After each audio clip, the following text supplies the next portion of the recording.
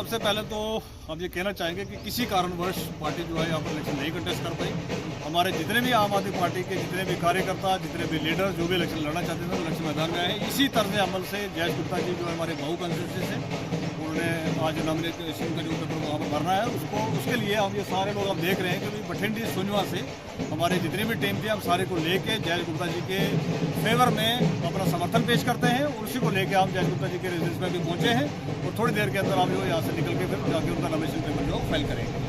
क्या कुछ रीज़न था कि पार्टी पहले अनाउंसमेंट करती है उसके बाद जो है विड्रॉ कर लेती है, क्या इसमें जो है रीज़न है? देखिए, नेशनल पार्टी है, बहुत सारी चीज़ें उनको देखनी होती हैं, बहुत सारी चीज़ों को डिस्कस करने के बाद चीज़ें फाइनलाइज होती हैं।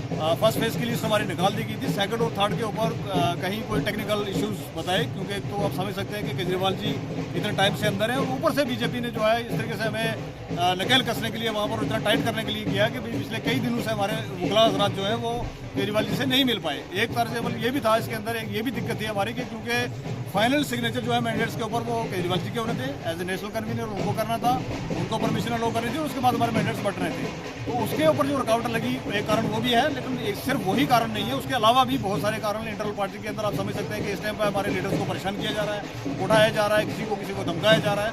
बहुत सारी चीज़ों को लेके जो है वो पार्टी ने जो पार्टी हाईकमान ने डिसीजन लिया, हम उसका वेलकम करते हैं। कोई इशू नहीं, इस बार नहीं लड़ेंगे तो अगली बार लड़ेंगे, कोई मामला नहीं है।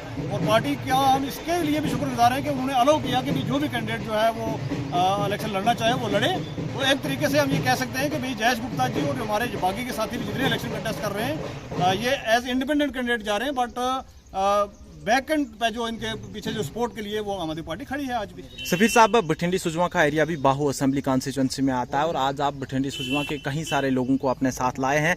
आपका जयेश गुप्ता जी को किस तरह का सपोर्ट रहेगा, खासकर बठिंडी सुजमा के इलाके से? देखिए, बठिंडी सुजमा से हम इनको वोट भी देंगे, सपोर्ट तो आप देख ही रहे हैं, वो हम कर ही रहे हैं। हम हर तरीके की, मैं कह रहा हूँ भाई, साम दम दंत भेद जो लगेगा हमसे वो हम जयेश गुप्ता जी के लिए लगाएंगे, क्योंकि वो हमारे साथी हैं, वो हमारी पार्टी के कार्यकर्ता हैं। इलेक्शन में जा रहे हैं तो हम उनकी पूरी मदद करेंगे और वो पूरी मदद आप देख भी रहेंगे किस तरीके से हम कर रहे हैं। धन्यवाद। जयेश गुप्ता जिंदाबाद, जयेश गुप्ता जिंदाबाद, जयेश गुप्ता जिंदाबाद, जयेश गुप्ता जिंदाबाद, जयेश गुप्ता जिंदाबाद। गुप्ता साहब आगे बढ़ो, हम तुम्हारे साथ हैं। गुप्ता साहब आगे बढ़ो, हम तुम्हारे साथ हैं। गुप्ता साहब आगे बढ़ो, हम तुम्हारे साथ हैं। गुप्ता साहब आगे बढ़ो, हम तुम्हारे साथ हैं। जयेश गुप्ता जिंदाबाद, जयेश गुप्ता जिंदाबाद, जयेश गुप्ता जिंदाबाद, जयेश गुप्ता जिंदाबाद, जयेश गुप्ता जिंदाबाद। गुप्ता साहब आगे बढ़ो, हम तुम्हारे साथ हैं। गुप्ता साहब आगे बढ़ो, हम तुम्हारे साथ हैं। गुप्ता साहब आगे बढ़ो, हम तुम्हारे साथ हैं। जयेश गुप्ता जिंदाबाद, जयेश गुप्ता जिंदाबाद, जयेश गुप्ता जिंदाबाद, जयेश गुप्ता जिंदाबाद, जयेश गुप्ता जिंदाबाद।